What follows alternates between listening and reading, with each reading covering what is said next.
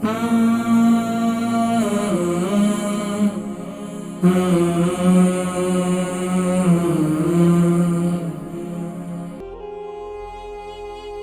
अलैकुम।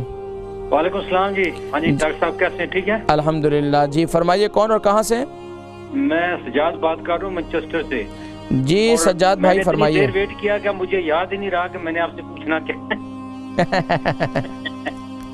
अच्छा मेरा मसला ये है कि ये आखिर क्या हुआ जो किस वजह से कि मेरा डर लग गया, ये क्या हो गया? मैं तो वैसे बड़ा फ्रेंडली हूँ भाई। अच्छा हाँ सज्जाद भाई फरमाइए। सिर्फ मुझे ना सर्दियों में, गर्मियों में मुझे बिल्कुल खारिश नहीं होती। सिर्फ सर्दियों में जब ज्यादा हीटर लगता है ना, घर में अंदर रहता हूँ या गाड़ी चलाता हूँ, ज्यादा देर गाड़ी में रहता हूँ, तो यहाँ खारिश होती है मुंह पर, आंखों के आगे पीछे नहीं, बिल्कुल जो है ना ड्राई हो जाता है, सिर्फ हो जाती है आंखें और खारिश होती है ज्यादा। अच्छा। और ये नीचे जो है ना गले पर भी और मुंह के ऊपर जो है ना। ठीक है आप प्रोग्राम देखें, मैं जिक्र करता हूँ। सज्जाद भाई ये सर्दियों में मुंह पर खारिश होती है और गले पर भी खारिश होती है, इसके लिए कुछ बताएं।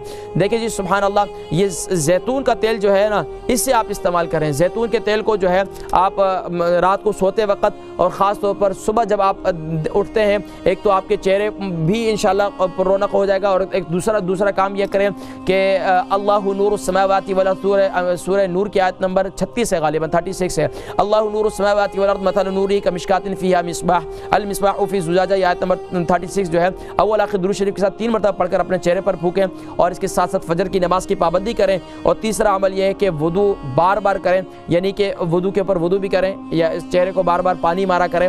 इसके साथ साथ जैतून का तेल हमेशा लगाएं, जब भी वुदू करें उसके बाद जैतून का तेल लगाएं, ओरिजिनल वाला ऑलिव ऑयल, तो इससे इंशाअल्लाह काफ़ी हद तक आपको इफाका हो जाएगा।